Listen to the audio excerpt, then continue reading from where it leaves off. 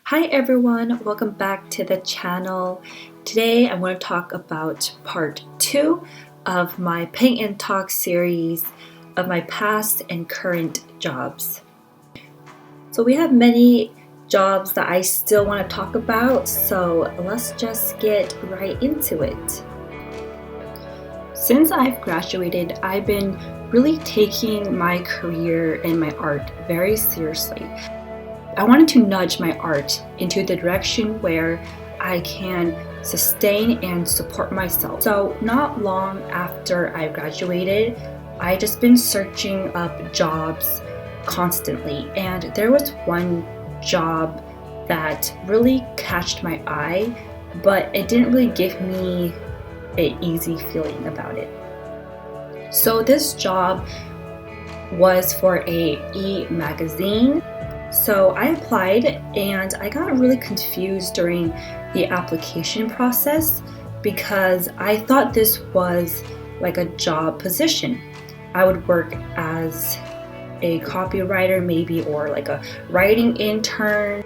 It turned out to be a summer mentorship, something that this e-magazine offered as a program. But I had to pay for it, and it was very expensive.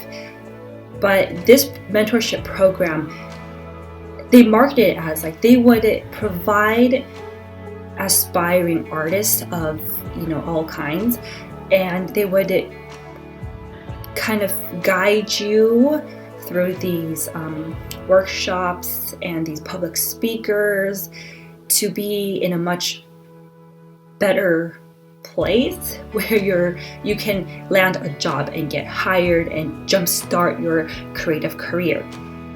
So I was very interested. I was like, fresh from college, I had this mindset where like, oh, I need all the experience I can get. I need to learn everything, consume all knowledge about my career, about the industry. So I really wanted to join this program, but it was very expensive. And the reason why it's very expensive is because all the students, all the interns who applied to this program had to live in LA for a couple months. It was a couple months, maybe just 1 month. And it just felt longer than I thought. But we had to live there for a month, and we would attend these workshops. We would go to like our company and start work depending on where we're placed. So they had 2 separate placements. One is for aspiring writers and journalists, and the second program is for like designers, for illustrations, for people who want to do like animation, like those groups of people. And the majority of interns were journalists and writers, so they were in that section. And there are only like a few of us, like 10 or so of us, that were in the other section, where all my friends were like wanted to be animators, or they wanted to work in the game industry, or they were very interested in graphic design. So I had really a lot of fun there. I think, yes, it was very expensive. And okay, so here's the part that I did, and I still can't believe I did it, but I did not tell my parents about it. And that money that I paid for this program came out of my own pocket, my own bank account, and it was not cheap. So I was very like, I'm gonna go broke, but if it's to learn something and to be better prepared and equipped for my creative industry, and to be more of like a quote unquote better artist, then it's going to be worth it.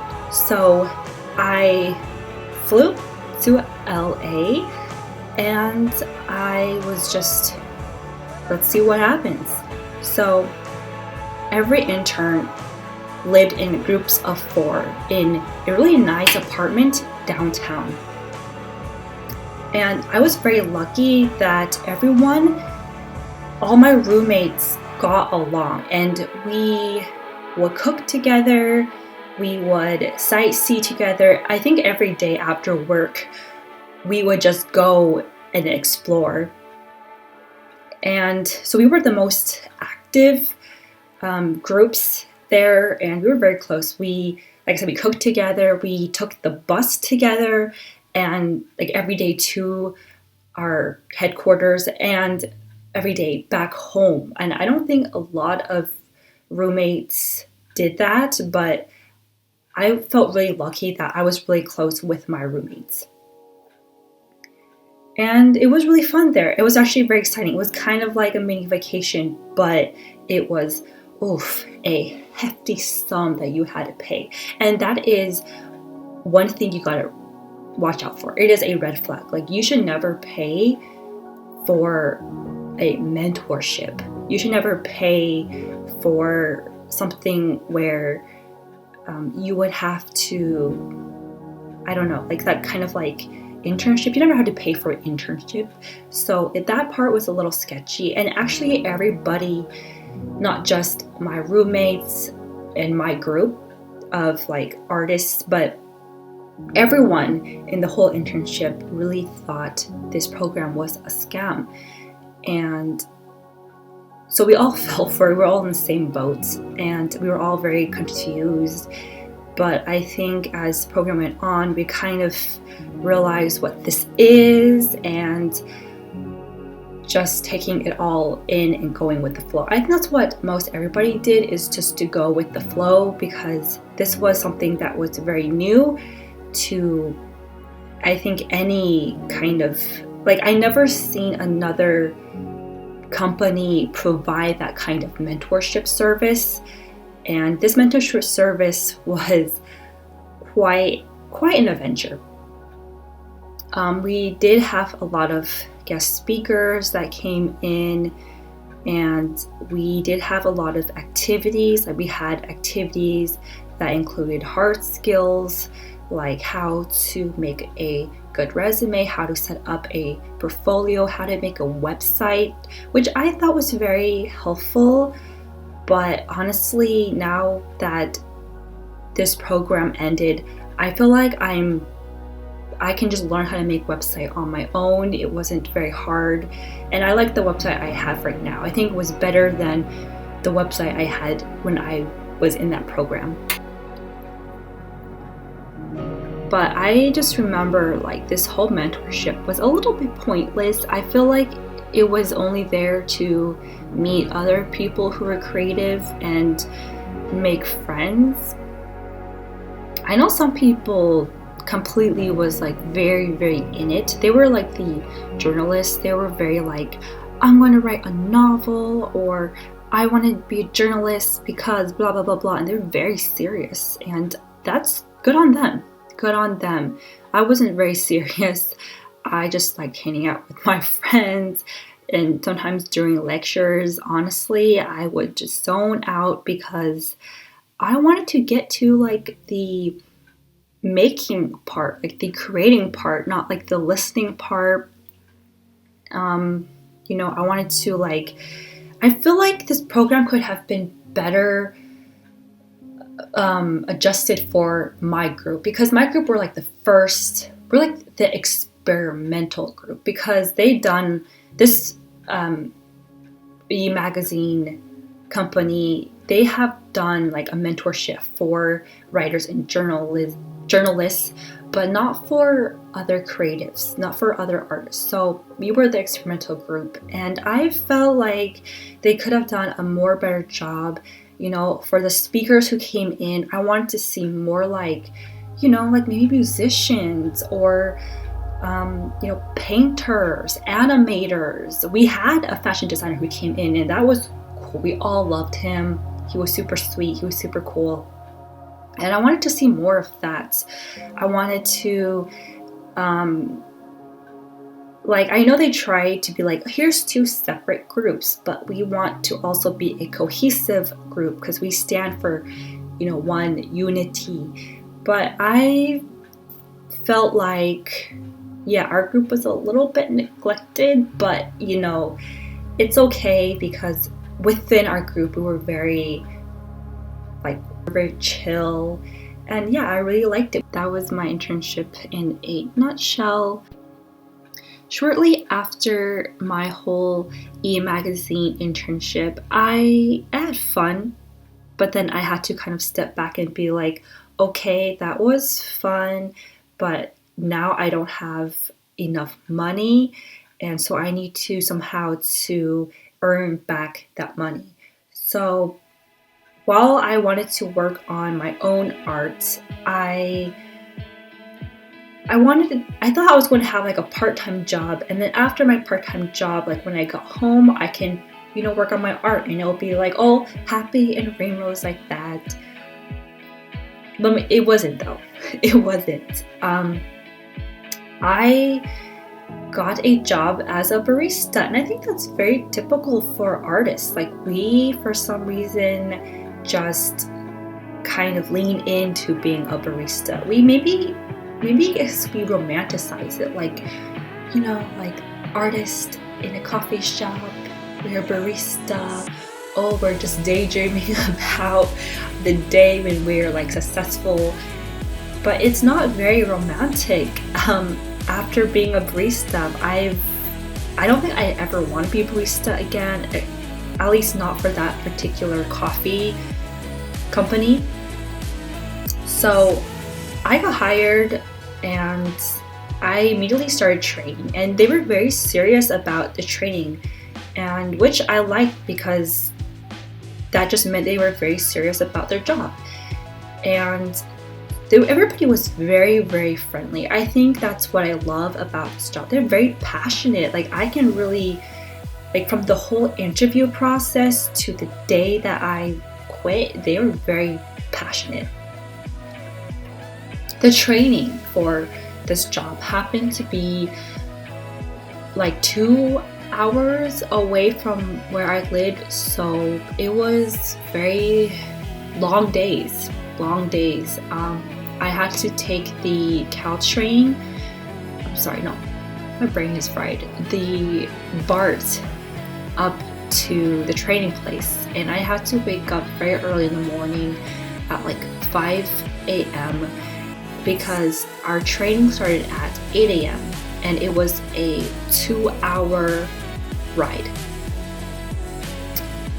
So very long days, but very fun. I think it was very fun, yes, but I think it also kind of tricked my mind to thinking I'm being productive because of how tired I was and how long my days was. So I went through the whole training process, eventually got placed in a new coffee shop. So our coffee shop has like a branch, different branches everywhere, and there was a new one that was going to be placed in a mall that was pretty close to my home. Maybe it was 30-minute drive. So it was a brand new building. And my first impression of it was it looked like the Apple store. Everything was white, very like modern, very simple. And the first few days I was very much confused, yeah, but everybody took care of me and they helped me, and I was very thankful for that. And everything was good in the first few months. I was like, hey, I'm a barista. I have my official apron, and yeah, I felt good. And making coffee was exciting for me, but then after several months, I felt like I was doing the same thing every single day, and I think that kind of stagnated my creative desires. Every day I come back home and I just had no juice in me to do anything else. Even if I was working part-time and my shift started at 6 a.m. and ended at 2 p.m., I would come back home and just sit on the couch, not wanting to do anything. I didn't want to exercise. I didn't want to paint. I didn't want to interact with people because I was very drained physically, mentally, and emotionally. My soul was like sucked out, okay? This job sucked out my soul. And because every day was very routine, there was nothing new, nothing that sparked my creative interest. It was just same thing, reliving the same thing over and over again. And winter, happened, and I got like the common flu, and I didn't feel well. And I thought, I'll just take my time, in a couple of weeks, I'll be back on my feet. And it turned into be a month where I was sick, and I was very frustrated because I wanted to work, but I couldn't work. But my manager was telling me you can't do that. You can't just take a month not of working. We have these rules in our coffee shop, and I recognized it, but I didn't know what to do. I was sick, and I guess I could have worn a mask, but at the same time, what would you feel if you went up to your favorite coffee shop and the person working at the cashier and the person who can also handle your drinks has a mask? You'll probably feel a little bit unsafe, a little bit concerned, because this person is sick and they're handling your food, which is never okay. I guess maybe they thought it was okay. I definitely went to my local hospital, and they were just the nurse was like, hey, I wear masks all the time and it's okay. And I just wanted to kind of clap back and be like, well, because you're in a hospital, everybody wear masks, but not in a cafe when you're handling other people's food. I didn't really want to do that. I didn't want to wear a mask in work, so I called off work a lot, and it was just not a very good time. I was also in a very bad relationship, and I don't think he helped me at all. He should have just left me alone and let me recover, because he wanted to come over every single day and try to take care of me, but that kind of backfired and made me more sick. So when he finally left, I slept for a whole day, and then I was I'm back. My sickness is completely gone. Damn, I should have just, I could have recovered so much faster, and none of this problem would have happened if I was just left alone to recover. I always romanticize about being a barista, but not for this particular coffee company. I felt it's very much of a struggle. Because we were placed in a mall that was very high end, I felt like the customers who went there were either one, very demanding and particular about their coffee. They expect you to remember their coffee order and give them their coffee within seconds of them placing the order. One time, I was just working on Reg, and these couple came in and they ordered coffee, and I was like, okay, I got you. It was a very busy time though, so it was very hectic, and there's only 3 or 2 of us in the coffee shop, which I felt was not enough. That we were very heavily understaffed. And I was just running back and forth trying to pump out orders and keeping a good flow within our shop. And I think this woman, the wife, she got angry at me and yelled at me because her order wasn't coming out fast enough. And I didn't know what to do. I was just doing my job and she was yelling at me, and my coworkers were like, "Oh, I'm so sorry, like she did that to you." But I just felt like, whatever, customers will get angry. It's part of being a barista. And it didn't feel good though. Even though it is part of working as a barista, it's not nice when somebody yells in your face. I just didn't know what to do. I just let it happen. She yelled at me. They left. I felt sorry. I gave them a refund in the very end.